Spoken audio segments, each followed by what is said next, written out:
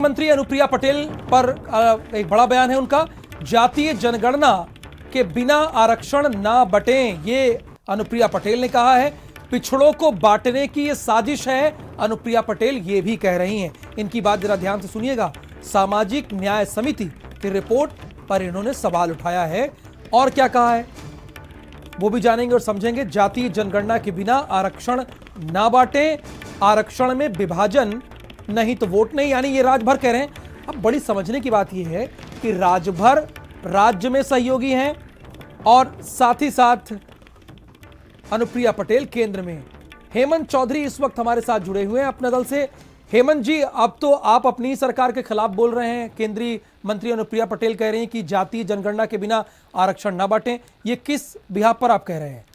बिल्कुल सही उन्होंने कहा।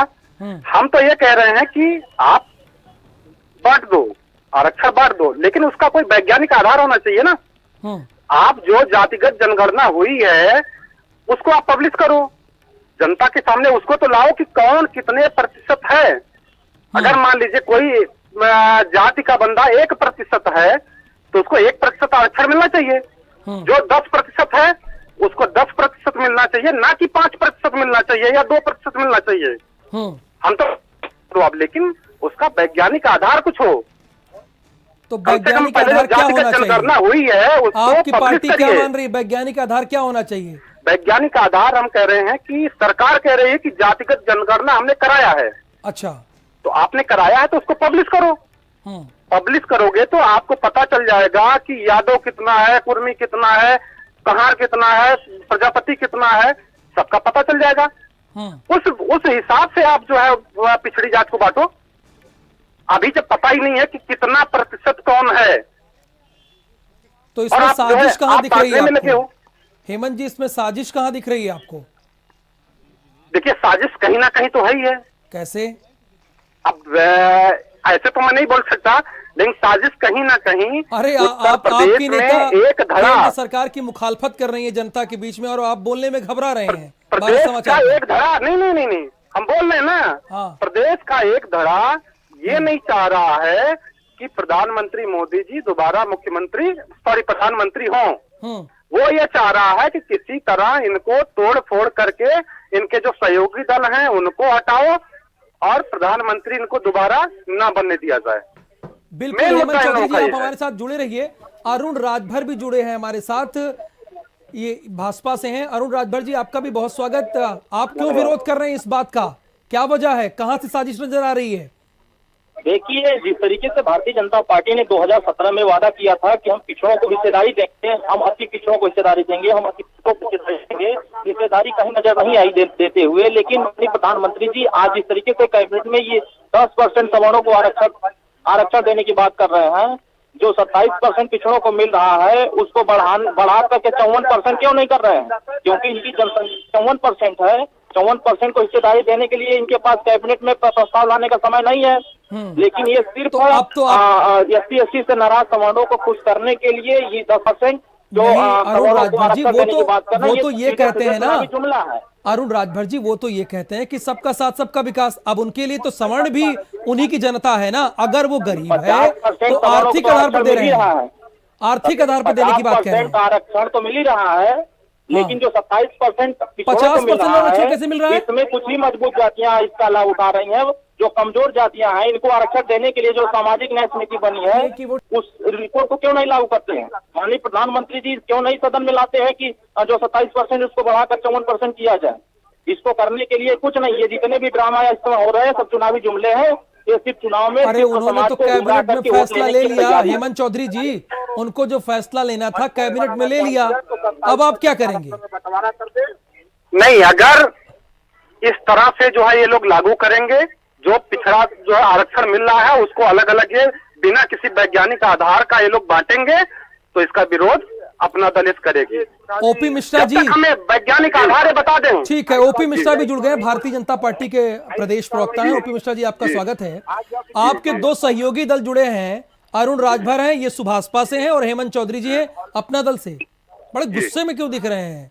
ये इतने नाराज क्यों हैं दोनों? ये देखिए, ये सरकार के हिस्सा हैं। हाँ, और इनको जरा संयम से काम लेना चाहिए। सरकार के निर्णय का स्वागत करना चाहिए और सरकार का जो निर्णय है वो सबका साथ, सबका विकास पे आधारित है।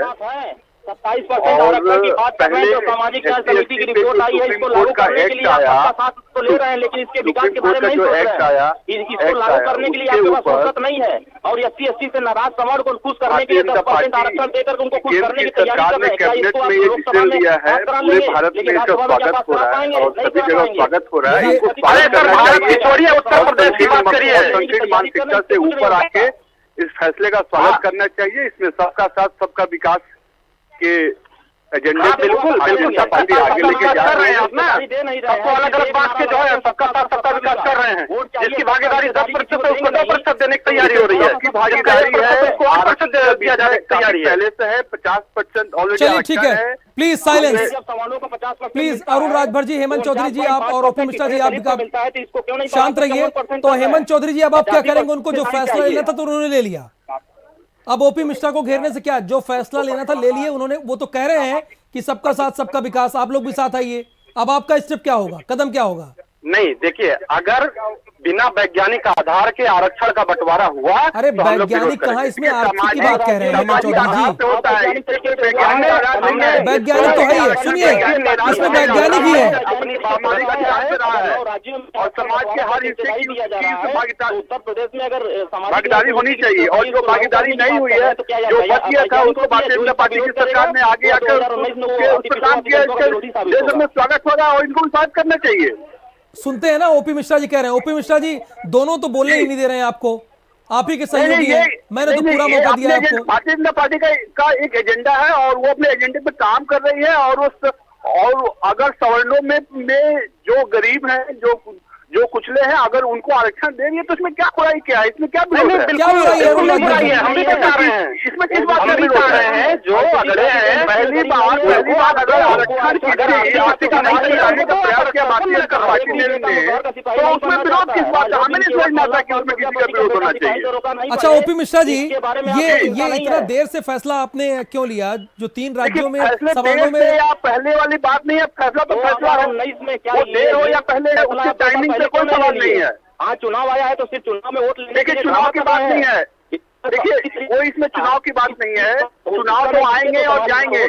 चुनाव पहले भी हुए हैं, अभी के प्रदेशों को भी होते रहे हैं। ओपी मिश्रा जी एक मिनट, ओपी मिश्रा जी देखिए, आप हमारा उससे कोई निर्णय नहीं है। जो समस्या जो है, सरकार ने निर्णय लिया, आप ये तो विपक्षी दल तो साथ खड़े होने के बजाय आपके अपने नहीं खड़े हो रहे हैं। ओपी मिश्रा जी जो विपक्षी दल हैं, देखिए राज्यसभा में तो क्लियर है कि आपके पास बहुमत नहीं है। अब आप विपक्ष के बजाय आपके अपने नहीं खड़े हो रहे हैं। लेकिन ये ड्रामा अच्छी तरीके से समय आएगा। ठीक है अरुण राजभर जी, आपकी बात नोट कर ली गई है ना, वहाँ से राज्यसभा से पास बोल करा दिए लेंगे। उनको भी। हाँ, अभी सरकार अध्यादेश लेके आएगी, जब समय आएगा तो हम इसको पास करा लेंगे। वो लीजिए, अरुण राजभर जी कह रहे हैं अध्यादेश भी लेकर आ जाएंगे अगर जरूरत पड़ी तो। जी अरुण राजभर जी, वो तो कह रहे हैं अध्यादेश अगर जरूरत पड़ी तो ले आएंगे, लेकिन सबके साथ लेकर चलेंगे। 4.5 साल तक अध्यादेश तो नहीं लाए, अब रह गया है तो 3 महीना चुनाव से इनको अध्यादेश नजर आ रहा है। देखिए, कुछ नहीं करेंगे। अरुण राजभर जी समाज को अरे जहाँ इनको अध्यादेश लाना चाहिए वहाँ तो ला नहीं सकते हैं, उनका पूरा अधिकार है। सब लोग। चलिए, आप तीनों का बहुत बहुत शुक्रिया। हेमंत चौधरी जी आपका, अरुण राजभर जी आपका और ओपी मिश्रा भारतीय जनता पार्टी के प्रवक्ता, आपका भी बहुत बहुत शुक्रिया।